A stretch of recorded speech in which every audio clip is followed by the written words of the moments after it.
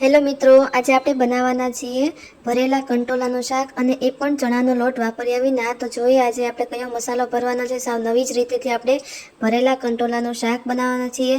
તો મેં અહીંયા સૌથી પહેલાં તો 500 ગ્રામ જેટલા કંટોલા લીધા છે અને આ કંટોલાને પાણીથી સારી રીતે વોશ કરી લેવાના છે. વોશ કર્યા પછી ચપ્પુ લઈ અને તેને એક સાઈડ આપણે ચીર કરવાની છે અને સારી રીતે બધા જે મોટા બીજ હોય તે કાઢી લેવાના છે. ત્યારબાદ આપણે મસાલો તૈયાર કરશું. તો મેં અહીંયા 1 ઇંચ જેટલો આદુનો ટુકડો લીધો છે. તેની અંદર 10 થી 15 લસણની કળી નાખવાની છે. તેની અંદર આપણે 3 ચમચી જેટલું ચટણી નાખી અને ખાંડી લેવાનું છે. ત્યારબાદ તેને એક વાટકાની અંદર કાઢી લેવાનું છે. આ ચટણી છે તે વાટકાની અંદર કઢાઈ જાય ત્યારબાદ તેની અંદર આપણે અડધી ચમચી જેટલું હળદર નાખશું, 1 ચમચી જેટલું ખાંડેલું જીરું નાખવાનું છે. ત્યારબાદ તેની અંદર 1 ચમચી જેટલી ખાંડ નાખવાની છે. જો તમે ગળું ન ખાતા હોય તો તમે ખાંડને સ્કીપ પણ કરી શકો છો.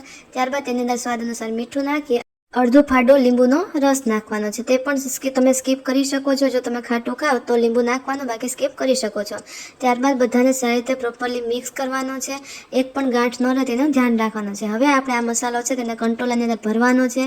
તો મિત્રો, જેટલો આપણે ચણાનો લોટ ભરતા હોય તેટલો જ ભરવાનો છે, પણ બને તો ઓછું થોડુંક ભરવાનું, કારણ કે આ ચટણીથી જ મસાલો તૈયાર કર્યો છે એટલા માટે આપણે થોડોક ઓછો મસાલો છે તે ભરશું, પણ ખાવામાં ટેસ્ટમાં ખૂબ જ સરસ લાગશે. હવે આવી રીતે બધા આપણે કંટોલા ભરી લેવાના છે.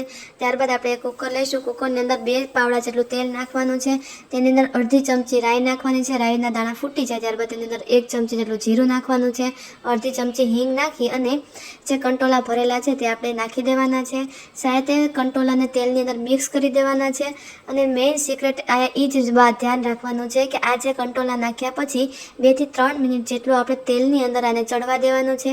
જેટલું તેલની અંદર ચડશે એટલું તેલ છે તે કંટોલાની અંદર ચડી જશે અને ટેસ્ટ એનો ખૂબ જ સરસ આવે છે. ડાયરેક્ટ પાણી નાખી દેવાનું નથી. આવું 2-3 મિનિટ સુધી ચડવા દેવાનું છે. ત્યારબાદ તેની અંદર આપણે અડધું ટમેટું સુધારેલું છે તે અડધું ટમેટું નાખવાનું છે. અને જે મિત્રો મસાલો વધારે હતો એ જ મસાલાની અંદર મેં ટમેટું સુધારી નાખ્યું છે, એટલે મસાલો અને ટમેટું બે તેની અંદર નાખી દેવાનું છે. હવે તેને ફરીવાર સારી રીતે મિક્સ કરી લેવાનું છે. ત્યારબાદ તેની અંદર આપણે અડધો ગ્લાસ જેટલું પાણી નાખશું. જો તમને રસો ઓછો જોતો હોય કંટોલાના શાકમાં તો તમે પાણીનું પ્રમાણ ઓછો પણ કરી શકો છો.